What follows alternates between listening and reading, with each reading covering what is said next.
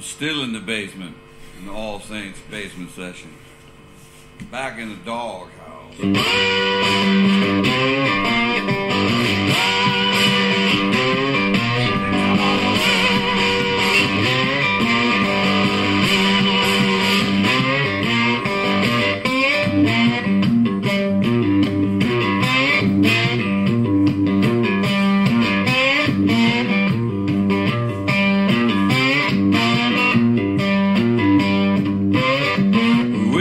Alright, for a little while, cause in the store of my life, I'm gonna wipe that smile. Come on.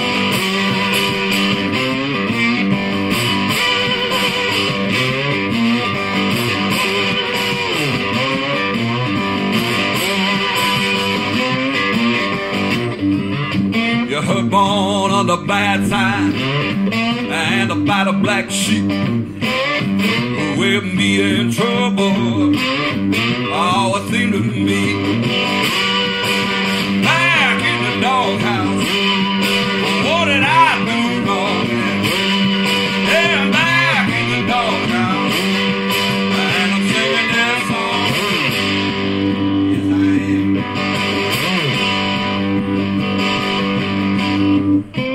am. Well, some people ask me, is the doghouse a play? Well, it's more like a sentence that you got to face. Oh, when you find your doghouse, a dog you will know, because there ain't no escape and nowhere to go. Back in the doghouse, what did I do wrong?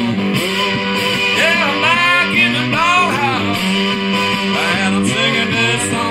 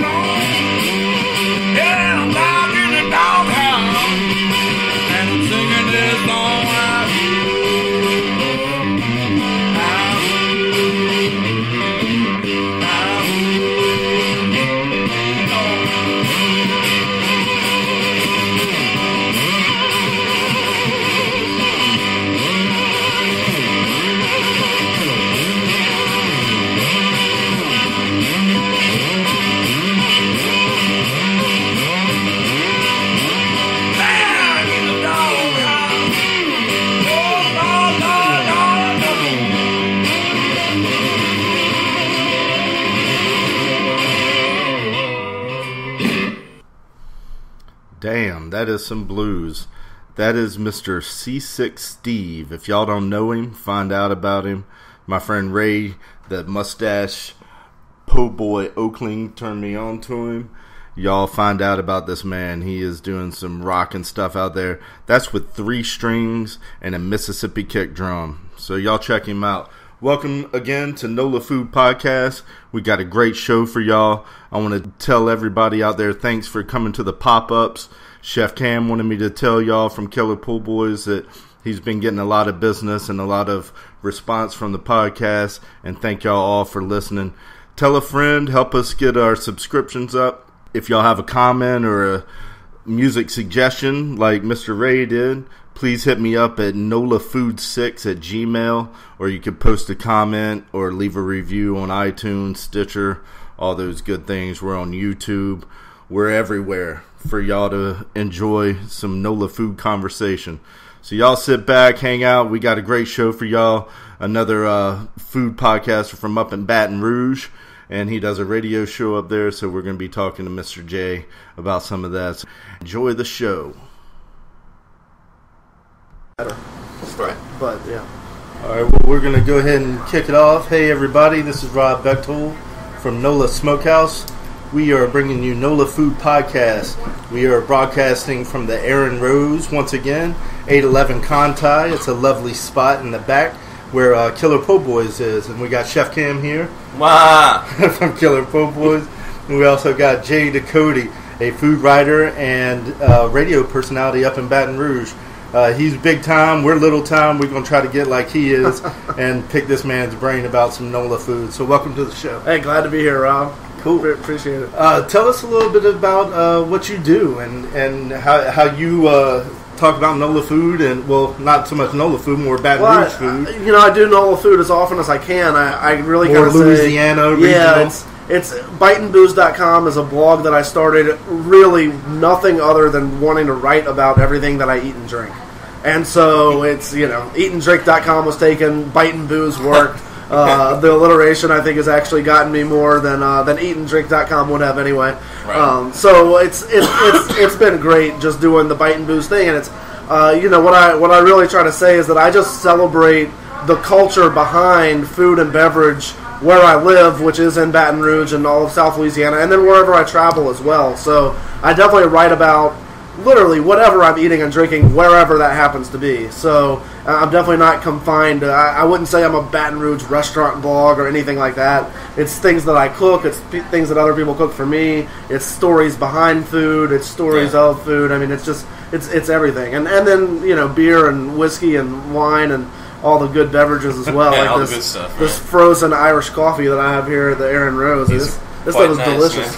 Yeah. They top it with a little espresso too. So It's kind of like it's like an alcoholic Wendy's frosty texture. Yeah, it's great. That really is it's a good comparison, right? And I love a good frosty.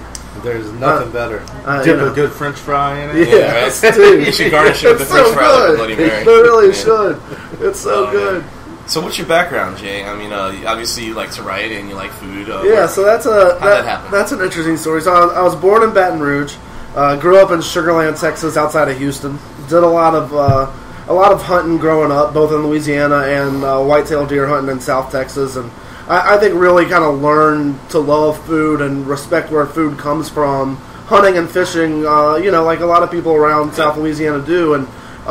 Certainly, I think that you get a different respect for what you eat when you've actually taken an animal's life and learned how to clean it and actually, get the different cuts of meat off of it, even if it's a deer. Hands dirty. Right, and bloody a little bit. Yeah. But there's, it's part of the process. Yeah, and so having that respect for what you're eating, I think, goes a long way when it's when you want to cook or when you just want to be knowledgeable about what it is that you're eating.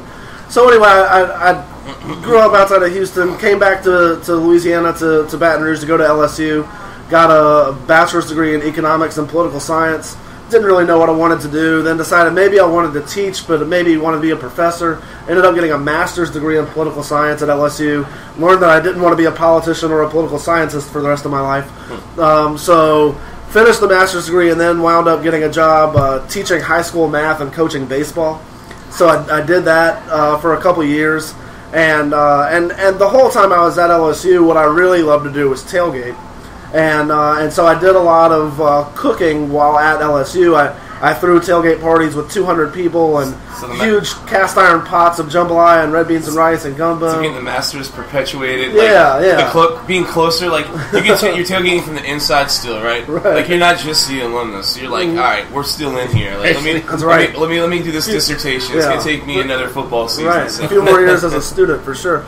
So I mean, I really mastered the grill. We made a barbecue pit out of kegs that we brought out to all the tailgate parties, and I mean just really kind of got immersed in that. But I learned a lot of my cooking doing tailgate parties and cooking large batches of food. And any so anyway, smoking or anything, or just we did some smoking as well, and in addition to the grilling, didn't do quite as much. Just because we needed a little bit more rapid fire, get some stuff ready, get it off the grill, and not low and slow. But a lot of times we did smoke stuff overnight and have it ready for the next day's tailgate party. So we did some smoking for sure. One time we actually took our barbecue pit. It hooks up to the receiver hitch on the back of a truck. It's made out of kegs, and it has a vertical old Coors Light keg that's the smoker. And then we cut a big door in the side of. Wow. And so we were going to an LSU Arkansas game in Little Rock, and we got a big fire going in the firebox and had it smoking.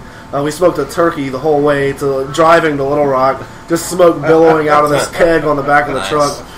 It was a pretty cool sight, and it was really good the next day too. How many kegs make up the grill? Well, so it's actually a big, it's a full barrel aluminum keg. That's the grill. And then a half-barrel stainless steel keg, that's the smoker. Wow. Yeah. That's awesome. I'm sure we can find a picture of it online, or I might even have one on my phone. We had it out for the LSU-Alabama game a couple weeks ago. That's cool. But, so after 2 years of teaching high school, that had kind of run its course. They actually shut the school down that I was teaching at, and I said, nah, I'm done with this. And kind of fell into a job working for the state of Louisiana for the Department of Health and Hospitals, writing grants on health information technology. And I really knew nothing about healthcare, and I knew nothing about information technology, but I could write fairly well, and I could research fairly well, and I could work with people and all that. And so it worked out. I was kind of good at it, but I was bored out of my mind. I just had no interest in it, no passion for researching and writing about health information technology. And so it was very soon after I started the job, this was September 2009, that I just kind of said, you know what, just to pass time while I'm stuck at a 9-to-5 desk job, why don't I start writing about something I am more interested in? I eat every day. I eat at a different restaurant downtown Baton Rouge every day is where I was working. And so I was just like, let me just start writing about everything that I eat and drink and see what happens. And at first, it was really just like a food journal. I was chronicling what I ate that day. And maybe what I drank that through a website? Yeah, and so it was Bite and Booze. I mean, it started as biteandbooze.blogspot.com, and then I bought the URL, and so biteandbooze.com from the very beginning. And that was it. It all just kind of grew from there. Within a couple months, I actually reached out to a local magazine and asked if they needed a food writer, and started writing for them and actually getting some stuff published. It didn't pay very well. It didn't pay anything, actually, but, I could go to a restaurant and say, hey, I'm writing an article for such and such magazine, and, it sounded a lot better than for the blog or whatever. So, and it put me in print as well. Publishing a blog is great because you can be self-published and you can do whatever you want to do, but there's just something a little bit more substantial when you kind of say, look, I'm also in print somewhere, right, or somebody else is publishing my work, not just me. Somebody else. When you bring the big stack of the magazines, right? Right. Hey, check this out. And I'm just like, here, man, hold on, let me send you let me text you the link. That certainly helps. I wrote a little something last night in my underwear. Yeah, with the web and social media these days, that isn't necessarily important, but like you said, Rob, just having somebody else validate it, and somebody else say, hey, we think what this guy does is worth us publishing, not just him publishing himself. So it definitely did give a little credibility there, for sure. So it went well, and everything just kind of ran from there, with me writing about everything that I was eating and drinking. And so the more that I learned about it, and the more that I got into it, the more that I really enjoyed it. And also the more passionate that I got about wanting to learn more about it. Because if I was going to write about something, I wanted to truly understand it. So I really started researching a lot more about how food is made and cooking techniques and things like that. Because if I was going to go into a restaurant and they were going to tell me that they had, some poached fish with, some sort of red onion aioli or whatever. It's like, well, what does that mean? And if I'm just going to write that, that's not the same as me actually understanding what that is. And, aioli is just a garlic mayonnaise. Okay, cool. But there's a lot of different. The vocabulary of the food world is definitely intimidating to somebody that really has no clue about it. And you can write about it all you want, but truly knowing it is different. So I started to do that, and then I started to cook a lot more because I would want to recreate things that I had, or just try different things out and expand my own, cooking. Well, it's almost like you start learning the secrets. Right. You start learning these little techniques. Hey, how can I use them in my house? The black magic grill, Right. Ooh, that's how you sear something. Yeah, exactly. It's interesting you bring up that hunting or the actual the kill was a seminal part. Maybe it's something that was deeper ingrained in you to set you up to maybe have a passion for food and wine. I just thought not the reference, but the metaphor that's actually one of the important parts. I think Thomas Keller has a story he worked at a place where they had to kill rabbits for service, and he was young, and that was one of the turning points for him too. Wow, this is where food comes from, Yeah. Cool. It puts a face to the food, and not everything's Rouse's or anything. Everything. We had a little spill. It's all good, Joe. It's all good except that's. I know. I'm about to lick the table. I don't frozen Irish coffee on the table. No good. It's cool. Yeah, but food with a face and not everything coming from Rouse's. I mean, that's what it's about, and that's what I like about these new butcher companies coming around our city. Right. We're having these, Cleaver and Company. They're doing whole animals that are treated humanely. I met the farmers from Chapapella Farms this week. Got a little sample pack from them, and he's telling me proudly how his pigs have dirt in their hooves. They're not standing on concrete all day. Right. Or shit. Or shit. And I think that's, really important. And, this sportsman paradise, too, is knowing that this food has a face. Yeah. And a lot of people do a lot of hunting and bring it around to there, But from the food blog, how did you get into the radio and podcasting and...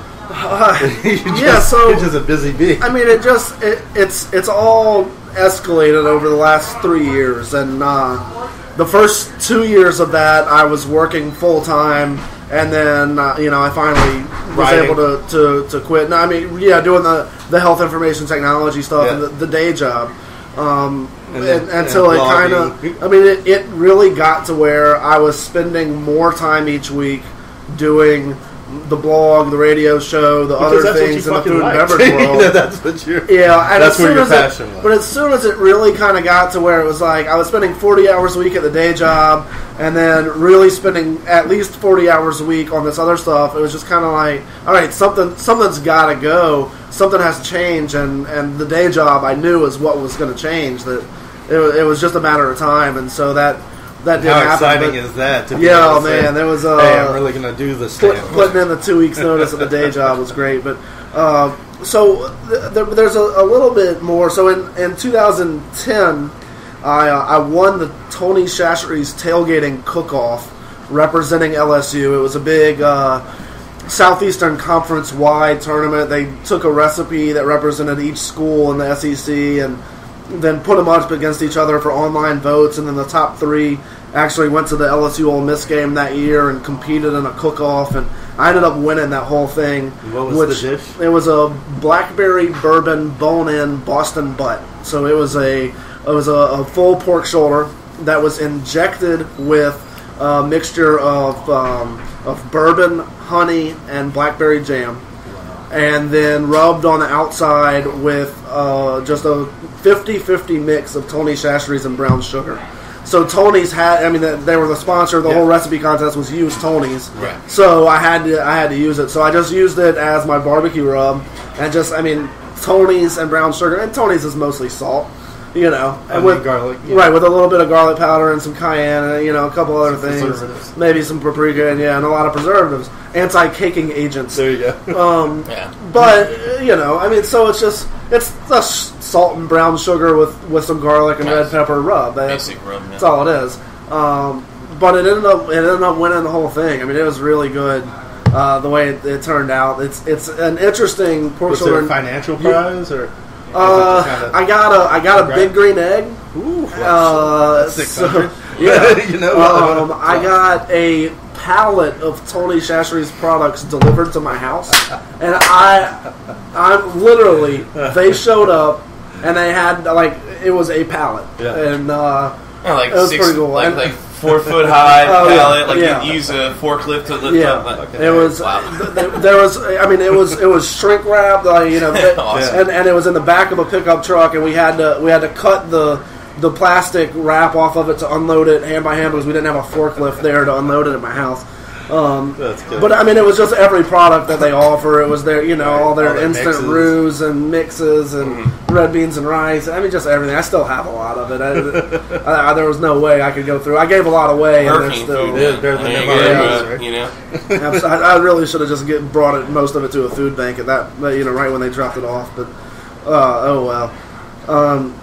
So that was good. So actually, that exact same day that the Tony Chachere's cook-off, the LSU Ole Miss game, went down, I had been personally invited to a casting call in New Orleans for the TV show MasterChef on Fox. I don't know if y'all are familiar with that. It's one of Gordon Ramsay shows. Gordon Ramsay. It's the one where they take the home cooks, the amateur chefs. Yeah. And that's the one where you're as people go, you don't move your chair position, so when it gets down to the last 3 or 4, it's kind of like an auditorium style when they have the interviewing thing going on there. Kind of the blind girl won it the last year. Yeah, anyway, it's like the American Idol for cooking. So it's home chefs. It's people that aren't.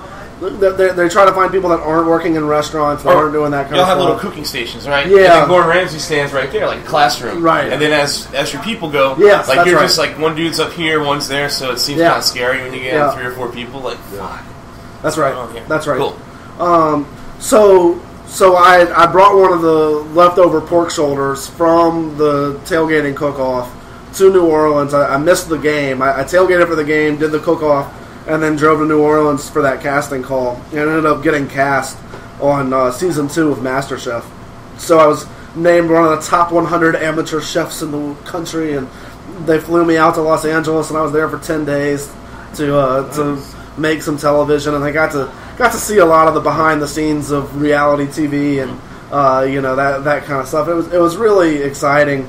I made a herb roasted rack of venison with a Cajun shrimp and cornbread stuffed bell pepper for my audition. I unfortunately did not end up making it past the first round. The excuse me, the bell pepper ended up being a little too bland, and it honestly was. When I presented the dish, I was in a row. There's a lot of stories that go with this. I also had a bourbon cream sauce because once I got the venison and the bell pepper in the oven, I kind of had nothing else to do. And you have an hour of cooking time, and so I was making the sauce to go with it, and it had some bourbon in it. And it was one of the other contestants' birthdays, and he wasn't cooking that day. And so I invited him up to take a shot with me. And so we took a shot of bourbon, and then one of the producers comes running across the set, just running up to me, like, "Did you just take a shot of bourbon?" And I was really just thinking, "Oh no! Did I just get myself kicked off the show? Did I sign a contract saying I wouldn't drink or something? Right. Is this liability? If I cut my finger off when I'm drunk, I could sue him or something?" And she was just like, "No, we didn't get that on camera. Can you take another one?" So I ended up taking 2 more shots of bourbon on the camera. And then went in to present my dish to Gordon Ramsay and Joe Bastianich and Graham Elliott, who's really a great chef out of Chicago. And so the first thing they asked me when I walk in is, they asked me to show the bourbon, and Gordon's like, "Have you been drinking that?" And I said, "Yeah, I had a couple shots while I was cooking." But so he walks up and he just tears the stuffed bell pepper apart and goes right to the middle of it with a fork and tastes it, and then he just handed me a fork. And if you've watched enough reality TV, if the judge hands you a fork for you to taste it, that's a bad sign. Yeah. So I taste it and I say, "It needs more salt, chef." He says, "It needs more everything." All right, and it honestly was. The mistake that I definitely made was not tasting the cornbread stuffing before I put it in the bell pepper and put it in the oven. and I definitely didn't season it like I should have.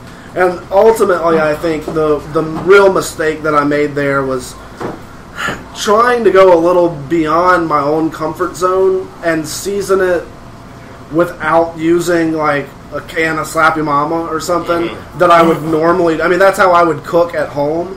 And I was going there, and I was just thinking, I don't want to do that. I want to, get all the spices individually and season it myself. And I under-seasoned it, and then I didn't taste it to know, and I got it in the oven, and then I was taking shots of whiskey, and not that I would blame it on that. It was just Well, they probably edited it like that on TV, right? Like, hey, look at the old, country boy drinking instead of when he's supposed to be competing, and So, anyway, Gordon Ramsay's parting words: "The venison's cooked perfectly, but the bell pepper, it's bland. What a shame! What a shame!" And then he walked off. And he shakes his hand, disappointed, like that's it. You kicked him in the nuts. What a shame! Bring me you call it a Cajun stuffed bell pepper, and it's bland. But those anyway. hurt though, right? Yeah. I mean, it still hurts. I know being a chef that every dish I put up's a little baby. Yeah. And I don't want anybody to not be happy with anything. So I know that had to been a little tough. It was. I learned from it real quick. I mean, it was. I know so much more now than I knew then. I mean, this was. And it was early 2011 that I was in Los Angeles filming that. And I've been cooking so much more ever since then than I ever did before. And learning tricks and learning... I think now if I were to do something like that again, like, the thought of tasting it in the middle, like, would just be natural. And then it was like, I have to, like, remember to taste this before I stuff it. And then I forgot because I was in a hurry to get it in the oven on time. And it's just... there's a lot to it that. Well, also, I've done something with the Food Network before. It's actually airing. Doing Chopped, November 20th. It's airing, whatever. Nice. I'll set the DVR. Yes, but one thing that I definitely learned there, the competition is real as hell, but everything else is just TV. It's entertainment, Right. And if there weren't a person like you to step up and have the unseasoned bell pepper, then it wouldn't be entertaining to sell ad space for Gordon Ramsay to freak out on your own. You know what I'm saying? It's sure. It's not disappointed. It's not like this real. It's smoke and mirrors. It's TV. I know some of that from doing fine dining or course dining. A little less than what we do here, wrapping sandwiches in the back of a bar. The smoke and mirrors of dining, right? Like, all hell's breaking loose in the kitchen, you got a guy, broken leg, limping around, cooking, two of the cooks OD'd or something. Somebody right? just electrocuted Right, somebody just electrocuted themselves. And, there's and then, as the runner brings the plate, then it gets calmer, and then that's like the magic of dining, right? The theater of it all. So yeah, how many times we've had just a shit service and then have the waitstaff go, "Oh gosh, y'all did great," and we were like looking around at each other, "God damn, we barely kept it." What are you talking about? They never knew it out on the floor, and that's when you make it. Yeah, but you sound to me like a food writer / radio podcaster that really wants to be a chef. I see a chef inside of you that may be using this other way to be a vehicle to do your own thing with food. I definitely hear a passion. There's a big part of that, and that's what I do a lot more of now. Right when I got back from MasterChef, there was a radio station in Baton Rouge that announced that they were switching to a FM all talk radio format, and they were going to be mostly political, local, conservative talk radio Monday through Friday, like Rush Radio. But local guys. Yeah. They're just all their local guys that they got were very conservative leaning. But whatever, that's kind of irrelevant. And they actually do a pretty good job of I don't know, whatever. But they wanted a weekend lineup that was non-political, completely non-political, and I just shot them an email saying, "Hey, look, I've got this food and beverage blog. I do all this writing. I think it would make great content for local talk radio. Mm-hmm. That I want a talk show where I just talk about local places to eat and drink, interviewing local chefs, that kind of stuff." Is there anything else like that in Baton Rouge? No, nothing. And And I mean, like, they got right back to me, called me in. I met with the president of the company and the programming manager, and a week later, we were signing a contract for me to do a radio show.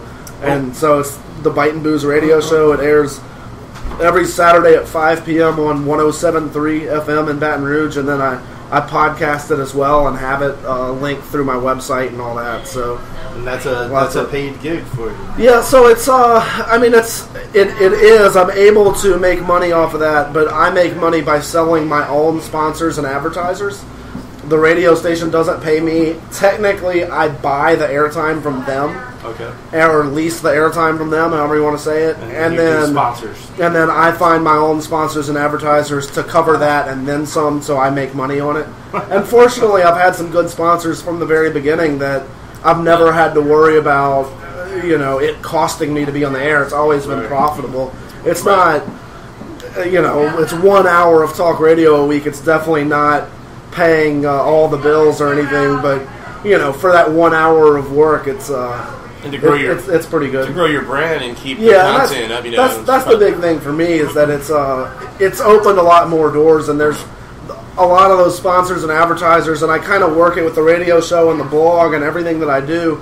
But if I didn't have that radio show to go with it, I wouldn't be able to recruit the sponsors and advertisers that I have, because it's kind of what we got to earlier. Like, just doing a blog, you can have a really successful blog, but it's still hard to kind of crack that shell of getting paid sponsors and advertisers for it. There's like, it's a logo on a website, big deal. Right. But then you go in there and say, and it's mentions on my radio show, and then they're a lot more liable, or a lot more adept to say yes to some sponsorships. We've tried to get some sponsorships on this show. We've had some people reach out and stuff, and just hasn't really come to fruition yet. Yeah. So I definitely understand that it could be a challenge.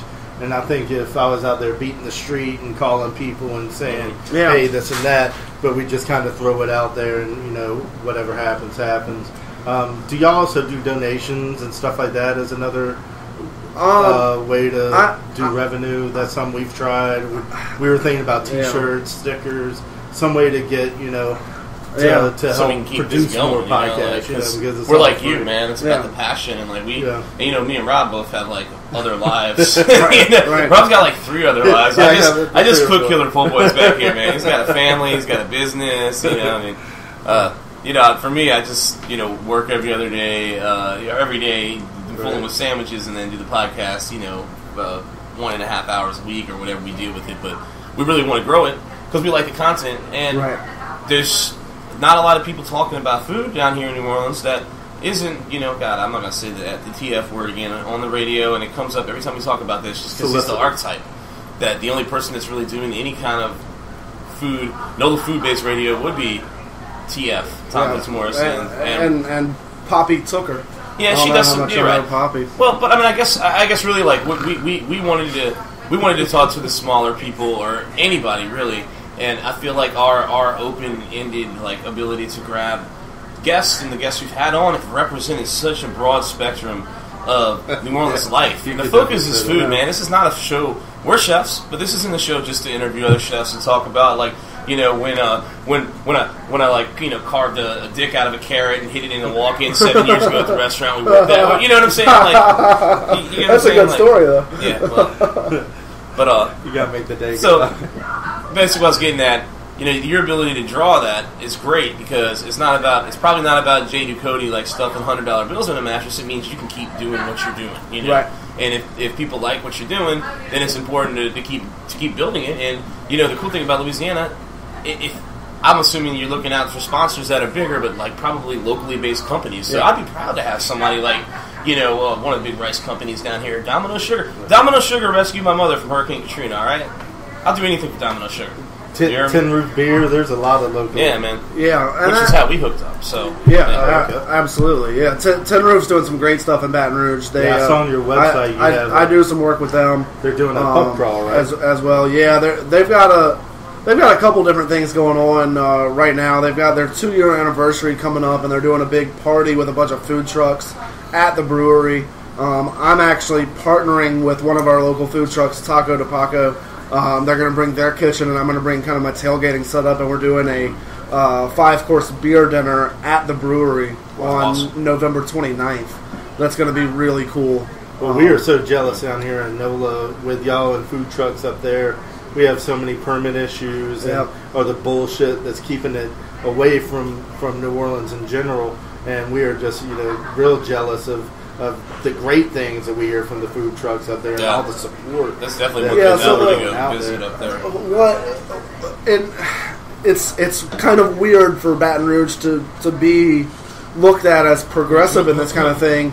Really, it's probably the opposite of that is what happened, in that there just were no laws on the books regulating it. And so the laws were, if you have all your permits from DHH and all that, and you have your 3-compartment sink and whatever, you're good. You're good. Yeah. And so for downtown Baton Rouge, if a food truck goes and parks in a metered parking spot and they feed the meter like anybody else would, they're good. And there's no law against that. And so there's, the food trucks in Baton Rouge have run into, there's some of them that just kind of don't get it to a degree, and they think they're entitled to something or have the rights and go park right in front of an existing restaurant in downtown, and then it rubs people the wrong way. But for the most part, the real people that are doing the food truck scene, that are doing it through social media, that are doing some progressive cuisine. Like Curbside Truck is a guy. Curbside's a great one. Nick Huff with Curbside is doing a phenomenal job, and most of those guys have kind of gotten away from downtown most of the time because it's starting to get overrun with people that are giving the food trucks a bad name to a degree. And one problem that Baton Rouge has is that we don't have a lot of high pedestrian traffic areas. Right. Baton Rouge is a driving city, and downtown there's enough people concentrated, for lunchtime to do some business, but there's a lot of existing restaurants down there already. There's not room for a whole lot of food trucks to be doing business down there. And then there's nowhere else in Baton Rouge other than like college campuses, but then those are kind of some of the places that you can't get to. Right. So the food trucks have really had to make it by finding some different lots around town where they could work with other local businesses and set up and just let people know where they are, and then people come to them. Almost like popping up in their parking lot. Right. Hey, right. I'm going to be here on Wednesdays. Like the Austin Corral, the Portland Pod, which is great because, mobile...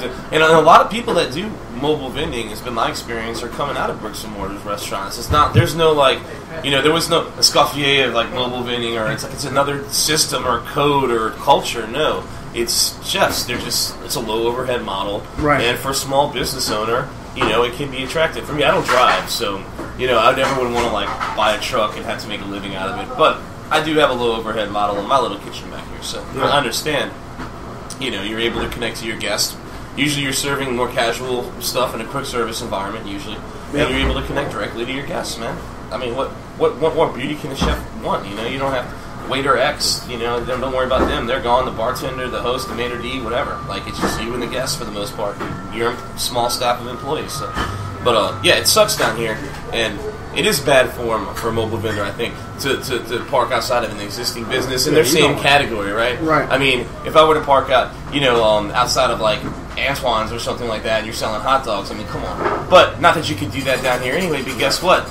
Somebody's got a stranglehold on the hot dog economy of the French Quarter. And it's going to be a long time till that changes. Now, I haven't eaten one of those in probably about 22 years. Sober. So, I've never eaten one of those sober.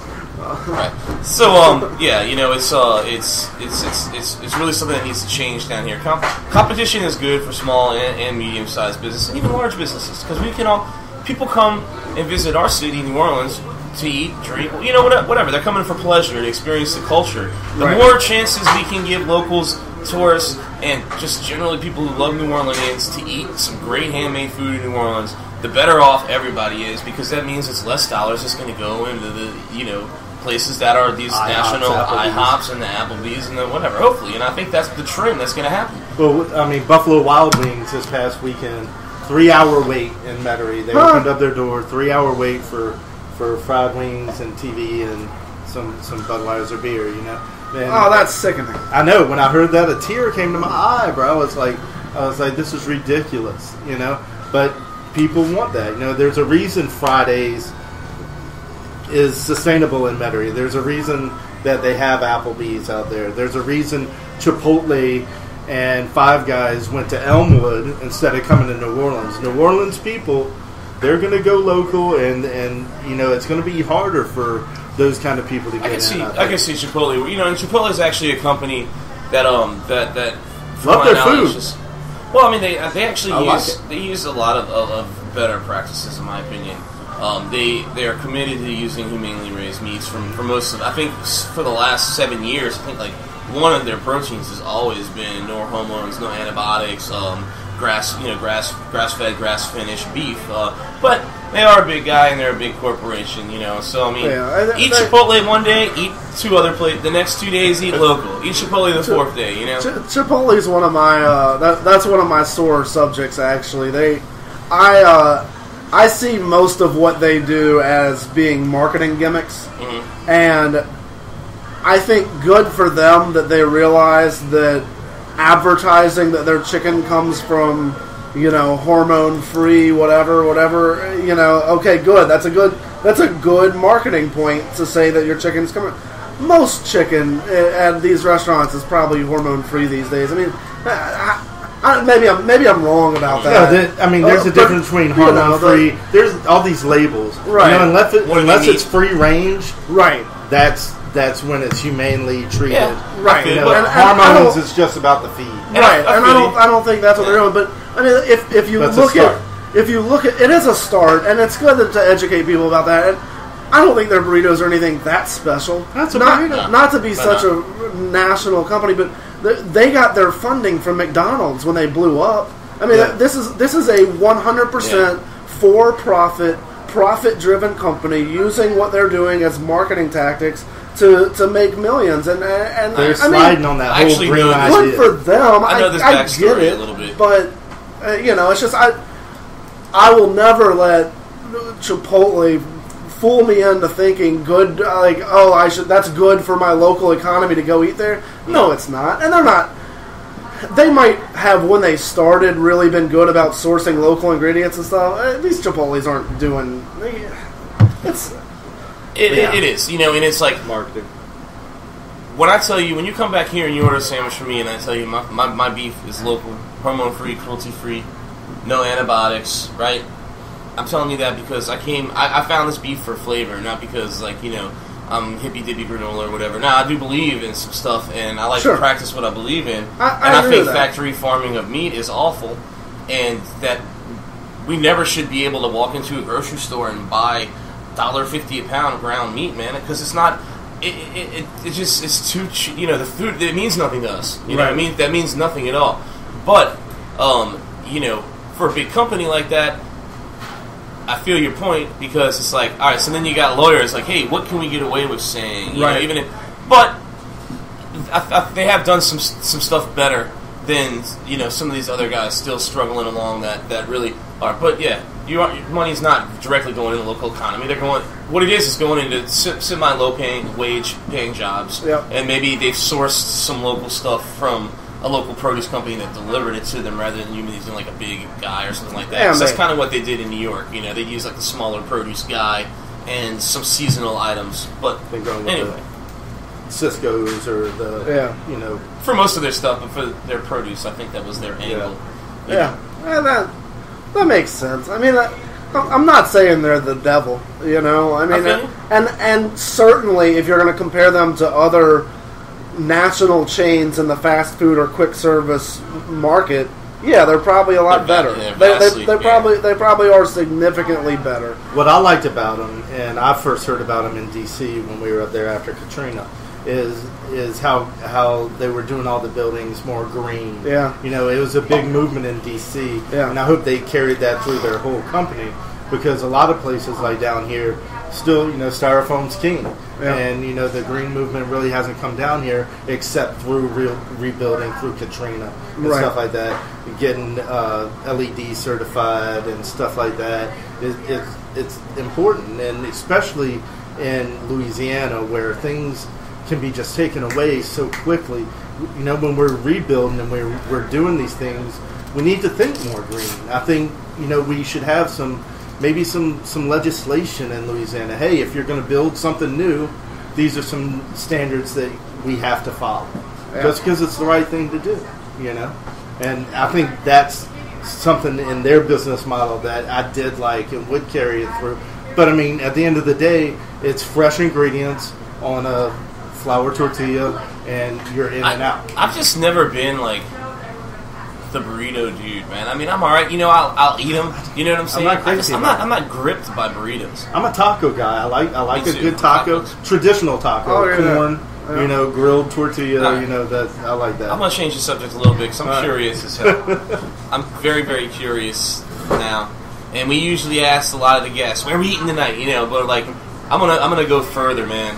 Let's spit out some names, maybe on the high end, the medium end, and maybe even some mobile vendors out in Baton Rouge. If you're going out to BR, guys, in NOLA, right, and don't take this parochial attitude like everything Baton Rouge sucks. Yeah, you know, like we're here with the guy who I would assume probably is a pretty good authority on the current dining scene in Baton Rouge, man. Where we, you know, give us. I want to know where people must to dine. To eat, and then like maybe throw out some of the good mobile vendors and stuff because it is so advanced there.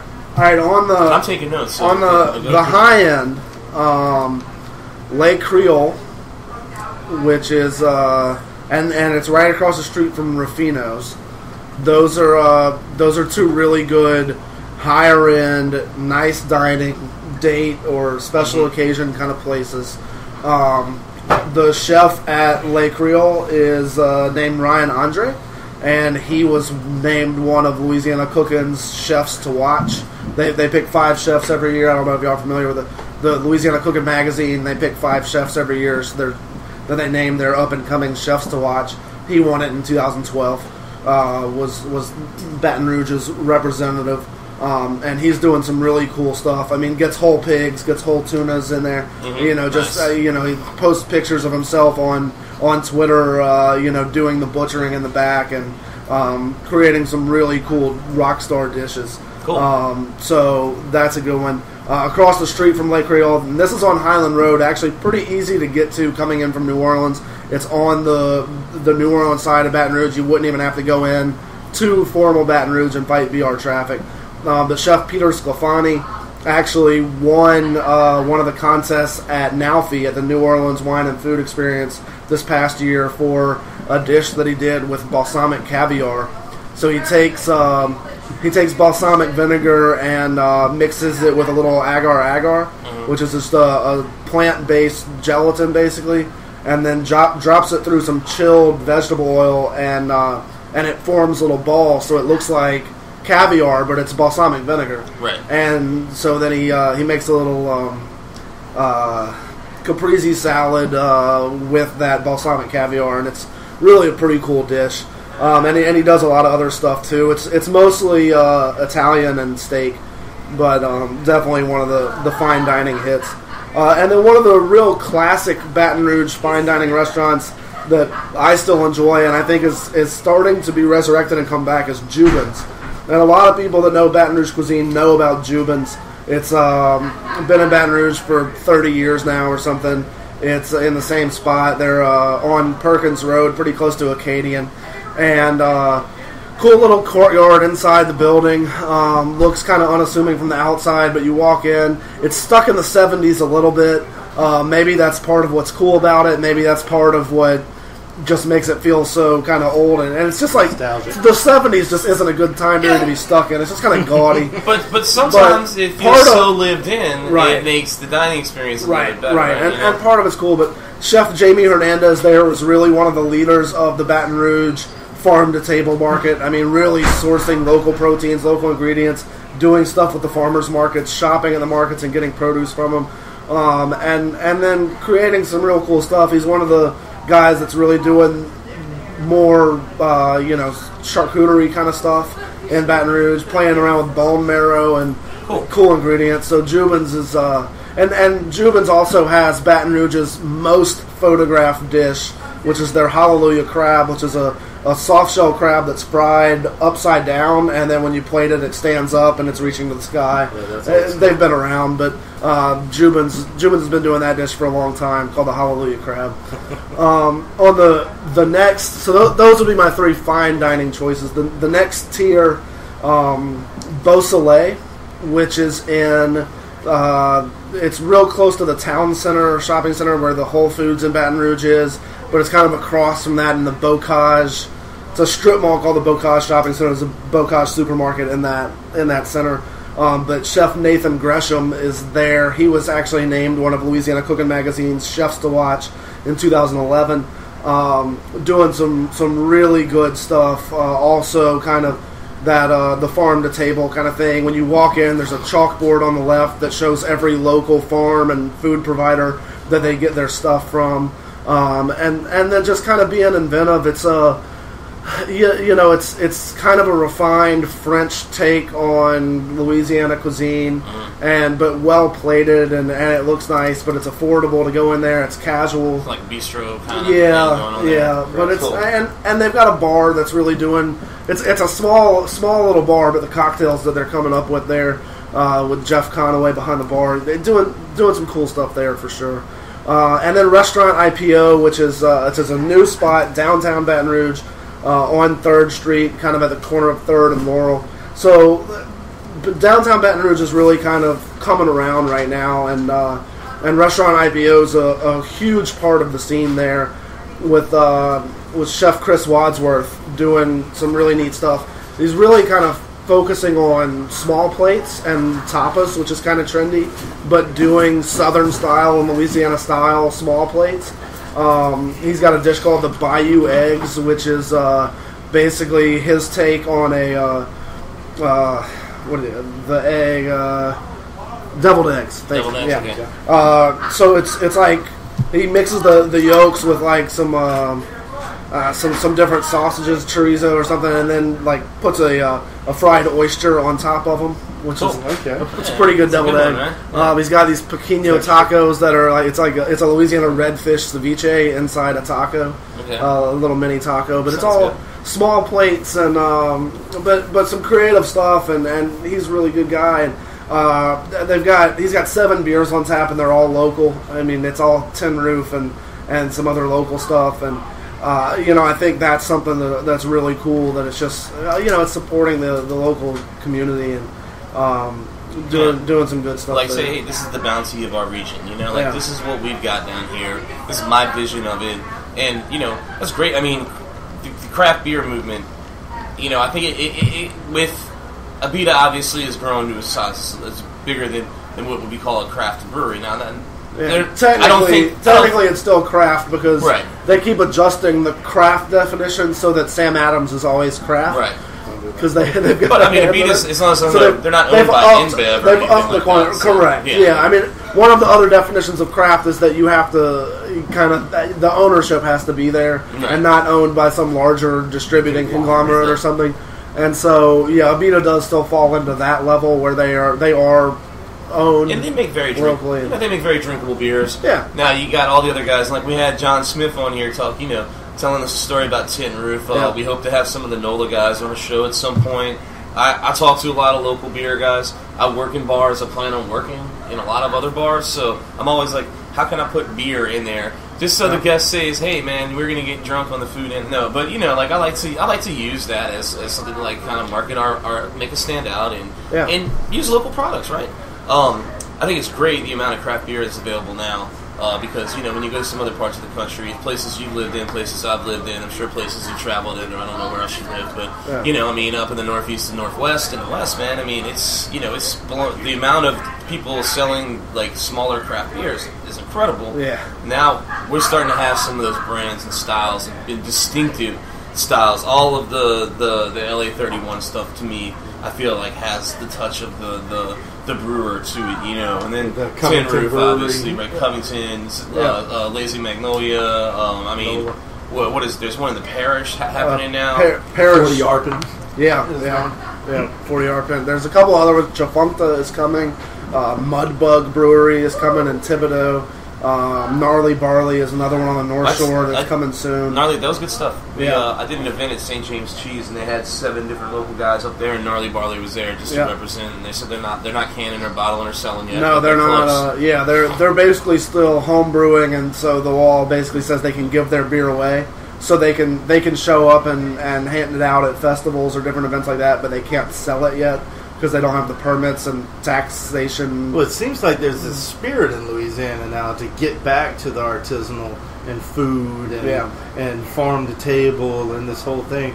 And it's so fucking exciting to see so many chefs getting on board, so many brewers getting on board, and really taking some pride in what Louisiana has to offer. It's part of the trend nationwide, and the local food movement has been big, and it's coming to Louisiana, but I think it's just kind of weird the way that it's getting into Louisiana and the way that Louisiana chefs are dealing with it, because like you said, it's obviously happening, and it's really cool and it's really exciting, but Louisiana has always had a pride in our local ingredients. It just usually has been Louisiana seafood, and then some Louisiana products, some just cane syrup or Bruce's yams or Domino's sugar, or, just Louisiana cane syrup, right? Louisiana products here and there, and then Louisiana seafood, and now it's really just kind of getting like everything from Louisiana is getting that same buzz, that same attention, and it's becoming part of the marketing for everything. Is to say, look, let's not just use Steen's cane syrup out of Abbeville, but let's promote that's what we're using, so that people know that we're using local products. And I think it's really working out well for everybody. And people are starting to save that dollar and use it for some local stuff. Sorry about the music, folks. We have a perfect golden tea game going on. In 27 seconds, it's going to shut off. So. It's all good. Somebody left money in the golden tea. We're really recording here. But I love the local movement. I spent a little time at Cape Paul's, and Chef Paul was one of the first people at Commanders to say, hey, local, I'm going to get everything from 100 miles from my back door. Yeah. And it turned Commanders into the #1 restaurant in America. Yeah. Just that simple thought that, hey, it's going to be freshest and it just went back up to 30 something. and local to me. Try to get a hole in one, Ken. Come play some golden tea here in the Aaron Rose. Yeah, so what were we talking about? I got distracted. I was thinking, local. Then I was like, yo, that could be our. Yeah, you guys don't know. I stand back here behind these panels 16 hours a day sometimes, and I hear that music a lot. Yeah. So I always think of the Viper because there's a little voice. It's like, go for one. I'm like, the Viper is disarmed. Well, I think to me one of the really neat things is that the local restaurants that are really starting to demand locally sourced product and really caring about where they're getting not just their produce but their proteins and other things has now given a rise to a new generation of Louisiana farms that are starting to see a viable market in producing those things. They can make money, do right? Because now and make good money selling directly to restaurants instead of like scrapping to try to find a distributor or a wholesaler to hopefully get it on the market somewhere. Now, there's chefs going to farms, hand selecting the produce or the proteins that they want. Like we have covey rides here that brings it to the restaurant. The chef comes out and says, "Those look great. I'll take those beets. Man, those carrots are fire." And do it like that, So I mean, it's a boutique ingredient and not a commoditized dollar sign to a broker, right. And this is like the chain that was broken here. Now this is what chefs in France and Europe been waking up at 5 in the morning to go to in market. Japan to go to the market and pick and put their hands on the ingredients. There was no market to go to unless you were going on Saturdays before Katrina. I mean, that was the market. Yeah. They have the seafood across the river. On the West Bank, but I mean that's about it. Well, 75 years ago there was, the 80 they had the farmers market. Well, 75 years ago, 80, 90 years ago, the 19th century, there was a market for every neighborhood with obviously local stuff. And I think the cool thing on the New Orleans perspective, and some of the guys I've worked for, and maybe even stretching in South Louisiana, is that now we've always had like the bootleg and the contraband. We've always been a port, so we've got the spices and stuff coming through. So as a chef, your vision can be more expansive than just what comes in. Obviously, the peppercorn's not going to grow 100 miles from you, all right? Right. But I think, that's just part of, like, our global vision. Like, for me, if it's perishable, I like to buy it local. If it's a spice or condiment, I like to raid the international pantry because that's my vision, So spices last. Yeah. There's nothing wrong with that. That's a good way to look at it. And that's, well, like you said, just the history of New Orleans and the way that there's so many cultures that have contributed to the food that is here, and that when you really look at Creole food and the culture that has come out of New Orleans and how many different nationalities or places of origin that contributed to all of that, whether it's Caribbean and African. You hear about the Spain, slaves, France, the Italy. The slaves bought their freedom from selling kala on their head from the Right. Treme and that whole area.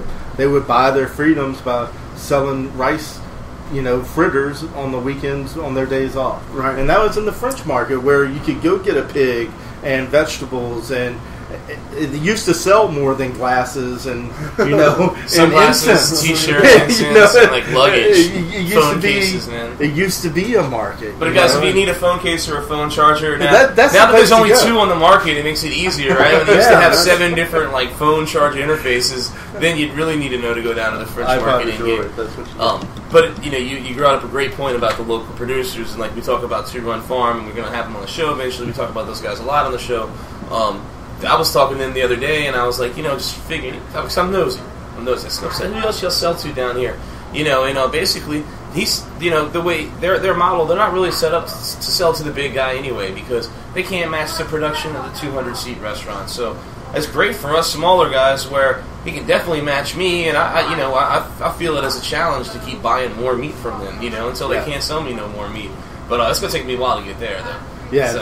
They have a great product, and they're really nice. Charlie and Joel over at Two Run Farm. Y'all check them out on the internet if you get a chance. They're doing some really good stuff, and they're supplying a lot of meat to a lot of chefs directly into the city. Isaac Toops over at Toops Meadery is using them a lot. He did a beef heart tartare the other day I saw. And Baru had a beef heart dish, too. I saw them tweeting that Two Run about that, So they're really getting it out there. You had a tongue. We did some tongue this week. I use their beef and their lamb. Yeah. All the time, and that's the only red meat I use down here. I love good lamb. Yeah. Oh, they do great lamb. Yeah, it's really tasty. Really got a nice fat to it. You can almost taste the grass and stuff. It's really clean. The consumer can buy them at Holly Grove, at the New Orleans Food Co-op. They're in some Rouses, right? I think they're in some Rouses. They were. I think they started pulling that out for some reason. I think there was some quality issues on Rouse's side on how they were handling things and how long they were handling it and so forth. So they took all that back so they could have more control over it. So it'd be great if any of you guys are listening from Baton Rouge, holler at Two Run. I don't know if they deliver to y'all, but I know their operations in Mississippi, so they got to come somewhat. I don't know. Might come close. They might come close enough. Maybe one of y'all Baton Rouge chefs can go meet them by I'm sure if the price was right, I'm sure Charlie would take a ride. Meet me right outside of Man Shack, That's what's up. So, Jay, where are you going to be eating, or where have you eaten? You've been here for what, a day now, or? Yeah, I got it in last night after the Saints beating Atlanta, which was pretty nice. I ate at Root.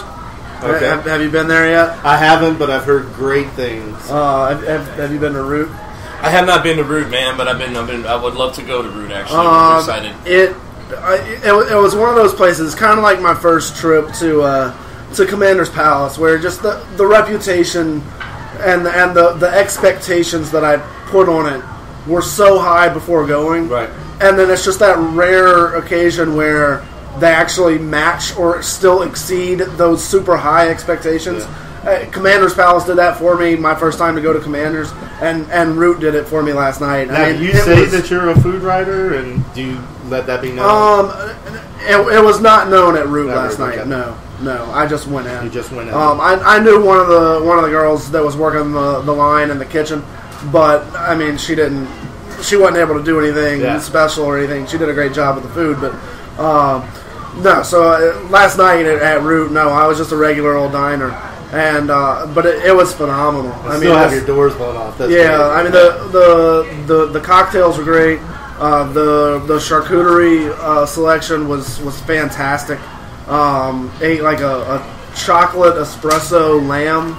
That was, I mean, just sliced paper thin and did you have just the delicious. Scallops, the cigar box I scallops? did not get the. Yeah, I didn't get the cigar box scallops because I've seen so many pictures of it. Mm-hmm. I knew what it looked like already, and it that was one of those I didn't need to see the presentation, and I saw 5 people in the restaurant get them while I was there. Yeah. So I get it. I see what it is. It looks really good. But I actually cooked some scallops last week for a cooking class in Baton Rouge. And I'm doing a dinner at the Tin Roof Brewery this week where I'm going to do some seared scallops. So I just didn't need more scallops in my life. I wanted to try some other things that I had never seen pictures of. They had this dish called the goat boxes. Goat box. So it's like a heavy metal. I mean, it was goat. It was I mean, in Texas we call it cabrito. It's the Mexican word for Spanish, I guess, not Mexican, but that's what they call it in Mexico anyway. But I mean, it was just like real tender, cooked down, braised goat meat that they then formed into like a mold and like made it look like cubes. But when you broke into them, it just kind of fell apart, and it was just this succulent, tender goat meat, and it was plated really beautifully. I mean, there was a cool dish. They had these Louisiana pickled shrimp with deviled eggs that were really good, and then the face bacon, which is basically, I mean, it's the face of the pig and into a bacon. I mean, it was good. It was good. So yeah, all in all, I was impressed for sure. Awesome. Cool, man. And then I did Salud on Magazine. Okay. I had some different seafood over there. It was all really good.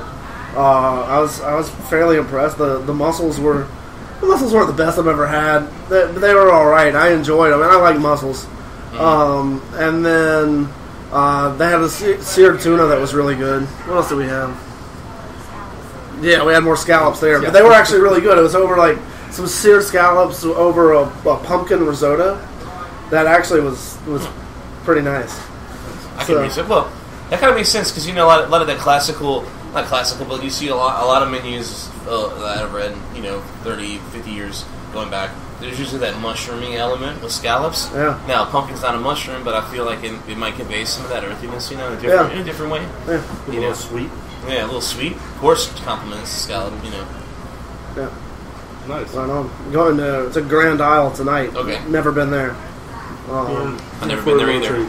Mark Falgu is the chef over there. He does a good job with seafood. And he also does a real good job with charcuterie, like I was telling you before. Cool. So if you get a chance, get some cured meats. If there's any of that on the menu, I know sometimes his hands are tied. Yeah, being at a seafood restaurant. Well, he's a chef, and they have owners that kind of control the place, and that happens sometimes too. Having an owner? Well, when you're not the chef owner, you have to listen to what other people tell you, and you kind of hinders you in a way. It's almost a part of corporate, but you have to get the job done. So.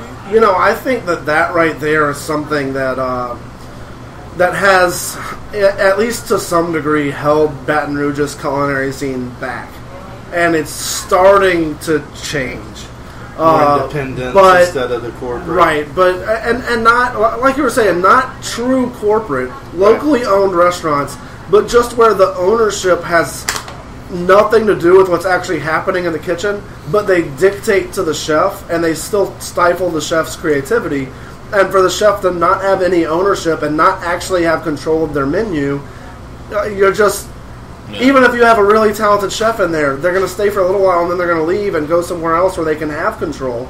And now I think with a handful of Baton Rouge restaurants that do actually have chef owners, and then there's some more, some of the ones that I mentioned, Lake Creole and Jubin's and those guys, where they're really starting to say, look, let's hire a chef that we want that's going to stay here. Let's invest in that chef. Let's let that chef invest in us, and let's give them a little bit more creative control over the menu and let them do some things that, that us from just the ownership level wouldn't ever think about doing. Right. But if the chef can nail it, let's do it. It's starting to turn some things around just with the creativity that's coming out of the kitchens. Like chefs, we're the most competitive in like the friendliest sportsman kind of way. Like, oh, what's homeboy? Like the reason why I asked you, who else is using those stuff down here? I don't know. I'm Snoop. I want to know what everybody else is doing, right? Right. It's in this cooking game at least. So it's always great to have like, all right, so you got the old school place that they say, hey, you know what? The guest wants more creative food. Let's let the chef have control a little bit. Down the road, you got the new school place that's the chef owner place. Now there's this little interplay between what are they doing.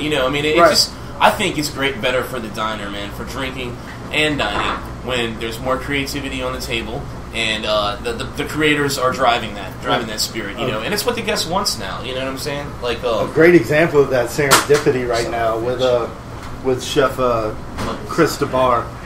What he's doing over there at Serendipity is, he's not living with any rules, and he's making his own rules and thinking outside the box and doing black chicken and doing these crazy things. And he's always been great for and his wine list. Todd Price did an article on his wine list. They're amazing. He actually does a series over there. You should check out. I forgot what day. It's called Drink Like a Pro, and they'll roll. It might be today. It might be on Mondays. Yeah, they'll roll through like some rare, obscure series of wines. Feature the winemaker, maybe feature a region, maybe feature Rick Depends, And he's really. I work for the man, and let me tell you, he's got this immense knowledge of wine, and not only like not just the. It's made from this grape in this region, and the sun comes this. I mean, he's got the story and the lore, and 3,000 years ago, the Romans tilled this soil. And it's like you get like the whole fucking Wikipedia entry and shit with his own weird little sense of humor thrown in. So we have one of our old podcasts. We get a chance to listen to it. It's really great. He brought up some really great jazz references and stuff like that. He's a really cool chef. Who's been your favorite guest, or like maybe like the most like radio magic you've made? Like who's been on there? How's that been happening? So I've had John Folse on, and he was really good. I mean, he does his own radio show and stuff too. I mean, he's a pro. But he came in, and I mean, it was just like me and him shooting shit,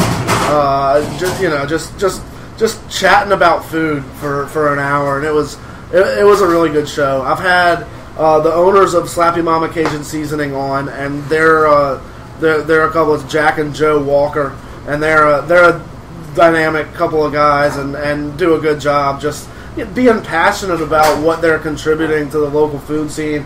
They're really working on establishing a lot more of a New Orleans presence right now as well. Even though I've been seeing them in a lot more grocery stores. Their seasoning is made in Ville Platte, Louisiana, over by Opelousas, North Lafayette. But they're really trying to get into New Orleans and into the food here, and they're really working on pushing their commercial stuff and packaging sizes for restaurants to be using their products, in-house instead of just grocery shelves. And so that's pretty cool. And they're some good guys. I've had a handful of other chefs that have been really good from the Baton Rouge area. All of them that I mentioned earlier. Well, Ryan Andre from Lake Creole, Nathan Gresham from Bosa Lake, Chris Wadsworth from Restaurant IPO have all been on the show and have done a great job. I haven't had Jamie Hernandez in. Scott Varnadoe is another chef at Struby's in downtown Baton Rouge. I'd add that to my fine dining Baton Rouge list. He used to do some stuff here, right? Yeah. Varnadoe's been all around. He's been in Natchez, Mississippi. He's been in a couple plantations around Louisiana. He opened Muriel's. He was the opening chef for Muriel's, Jackson Square, I think. I'm pretty sure. May have been. I could be wrong, but I'm pretty sure that name sounds... Before Gus. He's way good. Before Gus. He's Scott Varnadoe's cooked at the James Beard House a couple times in New York. I mean, he's known. He's at a place called Struby's downtown Baton Rouge as well, and he was a good guy to have on the radio. So it's been a mix. I've also had a handful of liquor reps, wine people, brewers. Every year in May, I spend the whole month of May dedicated to craft beer. Yes, and because American Craft Beer Week is in the middle of May, right. And I just take the whole month of May and do craft beer. So I've had The guys from Tin Roof in studio a good bit. Andrew Godley from the Parish Brewing Company in Broussard, Louisiana, south of Lafayette's called in every year. Polly Watts from the Avenue Pub here in New Orleans always calls in, says what she has going on for American Craft Beer Week, and we talk beer on the radio. So there's always stuff like that going on, and other people around Baton Rouge that sell beer. People from Calandro Supermarket, which is one of my sponsors, but I get those guys in the studio a good bit and just talk about different things that they're doing, because they really do the best job in Baton Rouge of stocking craft beer for the public to go buy off the shelves. So it's pretty cool. Yeah, cool. Well, where can everybody find you, Jay? If they're out there on the internet land and they're looking for Jay. Yeah, well, if you just Google Jay Ducote, a lot will come up. If you see anything about a retired firefighter in Scottsdale, Arizona, that's the other Jay Ducote. Nice. But I think the first page of the Google search results is all me. BiteandBooze.com is the website. Facebook.com/BiteandBooze or @BiteandBooze on Twitter. So it's the trifecta there. Just Bite and Booze, spell it all out, and you'll find me somewhere. And then on the radio in Baton Rouge, it's Saturdays on 107.3. Fridays and Sundays, it replays the show called Raise a Glass, which is completely about the history, traditions, culture, production, and of course consumption of alcoholic beverages. That's Fridays at 6 on 96.9 FM in Baton Rouge. And both of those are available on the website as well. So biteandbooze.com. There's tabs at the top for the Bite and Booze radio show and for Raise the Glass. Definitely. You can stream them there or on iTunes. You can find both of them there as well. Awesome. And Chef Cam, what's your hours over here at Killer Boys? All right, we're over here at 811 Conti in the back of the Aaron Rose Bar. You got to be 21. There's gambling, there's drinking, there's smoking. You might see a nipple, but we're in the back here at Aaron Rose Bar. I saw two naked butts. Yeah, you saw some naked butts back here. 811 Conti. We're open Wednesday through Sunday, 12 to 12. You want to holler at us? We're at Killer Po Boys on the Twitters. We're Facebook/Killer Po Boys on Facebook, and I kind of have a website and a blog, but those aren't too active yet. Yeah. And we're in this week's Gambit, y'all. Page 35. Pick it up. Look at it. Nice. All right. And we're NOLASmokehouse.com for any of your barbecue needs. All right, Nola. Y'all stay hungry. We'll talk to you soon.